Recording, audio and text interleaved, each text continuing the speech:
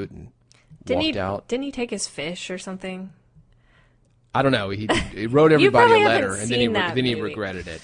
Yeah. That's all I remember. But was it one of those kind of things? It was was it like not. take this job and shove it, Merle Haggard? It was very non-dramatic. I went to my boss and told him I wanted to quit, and people knew I was planning a retail store, I think, at the time. So I told him what I wanted to do, and he said, I've never had anyone quit before.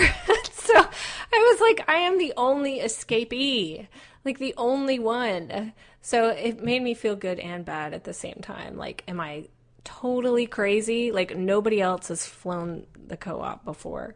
Yeah, or the coop or whatever. Did you feel nervous at that time? Like, I'm the only one? I mean, probably. I can't. It was so long ago for me. I mean, this was in 2007. You blocked all the. I mean, it was It's nerve-wracking. You know, I had to every step down that hallway to my boss's office was like a big thud in my brain. But you know, it was just like anything. It's like I'm ready to move on, and it's scary. But you have to face that fear, and you have to want what you want more than you want what you have right now. And I did. And you did it. You jumped in fully, had the retail location, probably tens of thousands of dollars, if not more, worth of stock that you had to sell. Oh, yeah. Ran into problems, employees, shoplifting, long hours, all the things that come with a retail store. And that's probably another episode. I want to know your advice for somebody in a similar situation to what you were as far as not being happy with the job that they're in. Well, I think what's your advice? What can they do? I think if you're someone listening to this podcast, it's not like, oh, I'm unhappy with this job, I want to get another job. You know, that's probably a different podcast, like Perfect Career for Me podcast.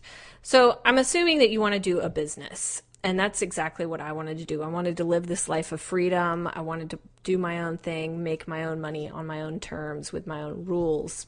So I would say, and I hate to give advice based on what I didn't do, but, you know, I've made a lot of mistakes, and so I can kind of look at it from that point of view. But I would say instead of quitting your job and then starting a business, start something now.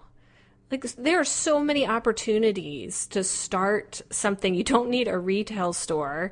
You don't need to like be at your job or at your business and work on it 24/7. So start something on the side of your job. And so let me give you an example. So for example, if your dream was a retail store, it would have been better for you, let's say, to get maybe like a trunk full of clothing and go to like a swap meet or flea market. Something to put your idea out there and see if anyone grabs onto it, anyone bites. I mean, nowadays they're doing fashion trucks. I don't know how. It's like a food truck. It's like a food truck, but it's a fashion truck. I don't know how that would work. I don't know if I would have chosen that or if I'd ever shop at one. But, you know, fashion trucks, you could start an online store at that time. You know, it would have been a little easier probably to be seen with an online store. Just make sure that you kind of get something ramped up and you know that your idea is viable before you jump into it. Or that you're into it. Don't let it be like the second career, like the one you just left, where you go to school and, oops, I don't like it. Exactly. And that's the thing is a lot of entrepreneurs get into a business because it's like the exact opposite of what they're doing, or it's the same thing as what they're doing. You know, some people are working as, you know, maybe they're a lawyer working for a law firm and then they set up their own law business. That's the same thing. Well, if you didn't like the job, how much are you going to like the business? I don't know.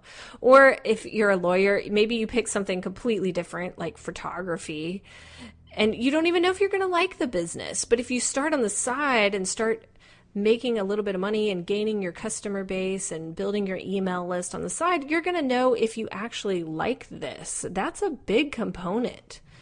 So okay, what other advice do you have for somebody who's not happy, considering taking the plunge? Should they wait or do it now? Well, quit your job wise? Yeah. I'm going to say that depends on the person, to be honest, because I think you have to start your business now. I think if you wait on that, I mean, that's just, you just shouldn't wait on that. So start the business now. You have to start it now. And I'd say also you have to get really good at marketing. And this is something that I didn't know. I was really good at all aspects of running a retail store, ordering clothing, employees, all that stuff, but I didn't know how to market. This is how you got good at marketing, though. You're just True. going there without a net. True, but I think if you want to quit your job and you want to be making money and working for yourself, you have to get good at marketing. Yeah. I mean, read everything that you can about marketing and don't be afraid of it. It's not something scary. It's just how to get your message out to people. So I'd say start taking action now. And at some point, you do have to take the plunge. You just have to, if you like what you're doing, if you get into this business, you decide, yes, this is for me, I really like it. You started to get some momentum, so you've proved that your product or your service is viable. At some point, you're going to have to jump in. You might not ever fully replace your 9-to-5 income, but you have to jump in. And you have to, I always think of it as like the trapeze. It's kind of like you're swinging along on the job trapeze, and things are fine. And then you reach out to the business trapeze. And if you're hanging on to both trapezes, you're not going anywhere. Yeah. And you have to let go of the job trapeze if you want to swing forward with the business. And you just have to do that at some point. And I think it's worth mentioning that this first retail store that you started, was it successful? Well, maybe. It's not what you're doing now. It ended up kind of being what we just talked about, one of those jobs that you jump from one thing to the other where you really didn't like being in the retail business either. And strangely enough, that's what brought you to doing what you do now, which is helping people with marketing. Because of the marketing lessons that you learned, because of being able to build other successful businesses, people started approaching you. So it'll eventually get you where you want to go. Where you go right now, though, may not be your final destination. Exactly. And for me, that's definitely the case. Am I doing retail now? No. But it gave me like this insane foundation for business and for marketing. And it was just such a great experience for me that led me down to the next thing that I want to do. But the sooner you start on that path, the sooner you're going to get to where you want to go. So the thing is, you just have to start now. So do it now. Do it now. Part 2 of this, what is this? This is like a mini series here. Yeah. This is like a podcasting event. This was part 1. Part 2, I'm going to talk more about what happened to me the day I quit. I get to interview you. What happened prior to that day, what's happened since then, and you'll get my advice. Laurel, how can people ask us questions? At redpodcast.com. So go to Red Podcast. We've got some other goodies for you. We've got a lot of episodes there. You can search the archives. If you're interested in quitting a job, that is the place to go. But this podcast, Red, what does Red stand for again? Taylor Swift's album? Communism? No, we already made those jokes. We need different jokes. Stoplights? How about that? We didn't say that, did we? The color of my toenails. Anyway, Red is real entrepreneurship development, real entrepreneur development. Yep, get it right. And